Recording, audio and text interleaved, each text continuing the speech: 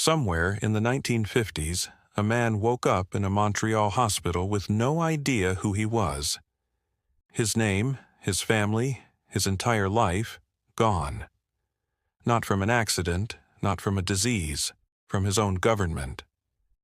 What was done to him had a name, MKUltra, and it never fully stopped. It's 1953. The Cold War is at its peak. The CIA is terrified the Soviets have figured out how to control human minds.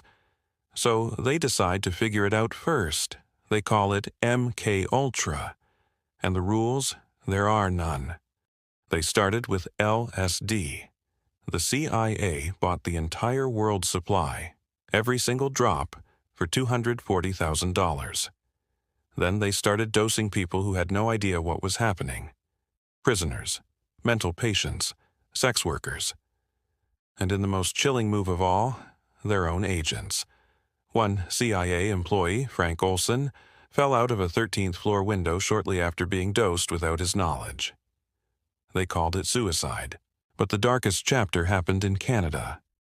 The CIA found a psychiatrist named Donald Ewan Cameron. His idea? To completely wipe a person's mind and rebuild it from scratch. He called it psychic driving. His patients, who came to him for depression and anxiety, were put into drug-induced comas for weeks. Looped recordings played in their ears thousands of times.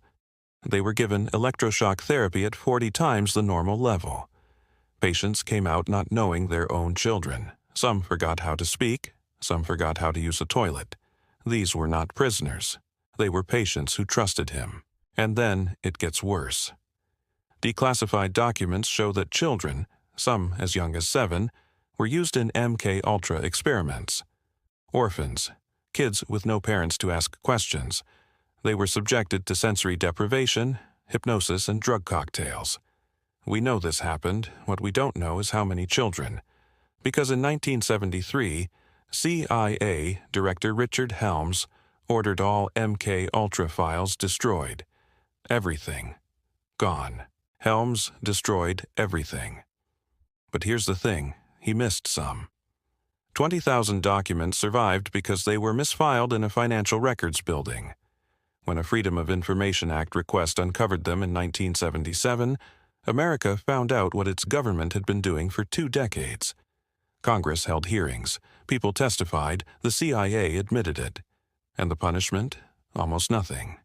Sidney Gottlieb, the man who ran the program, retired quietly. He received a CIA medal for running the program that destroyed thousands of lives. The people destroyed by MKUltra never fully recovered. Cameron's patients sued the Canadian government and won. But most victims got nothing.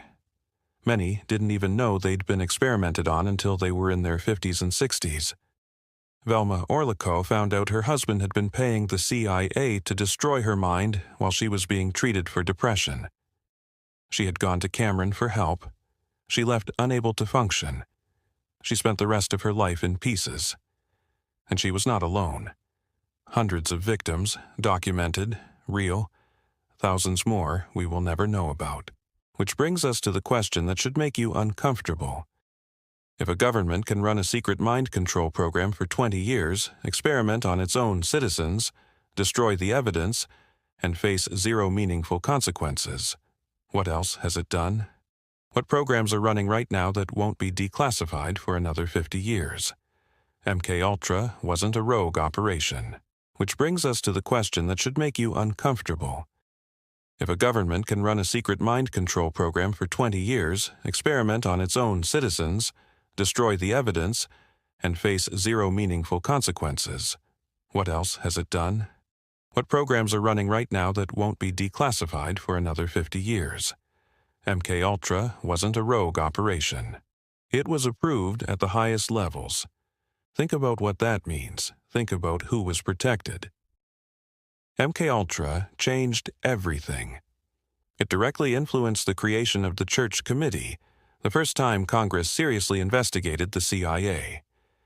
It led to new laws on human experimentation, and it gave the world a phrase it would never forget: the CIA did it, that still echoes in every conspiracy theory today. Some of those theories are nonsense, but MKUltra proves that sometimes the darkest ones are real. History written by governments is curated. The parts they want you to forget, they destroy. The parts they can't destroy, they minimize. One last thing. The CIA never denied MKUltra happened. They admitted it. What they've never explained is this. The program officially began in 1953, but documents suggest preparation started as early as 1945. The same year, Operation Paperclip brought Nazi scientists into American programs. Scientists who had, in concentration camps, already spent years experimenting on unwilling humans. Draw your own conclusions. The people who ran MKUltra are mostly dead now. The documents that survived are only fragments. The full truth is likely destroyed, but the victims are still here. And their stories, the ones the government tried to erase, are the only thing left that proves this happened. Remember them, because history has a habit of repeating the things we forget.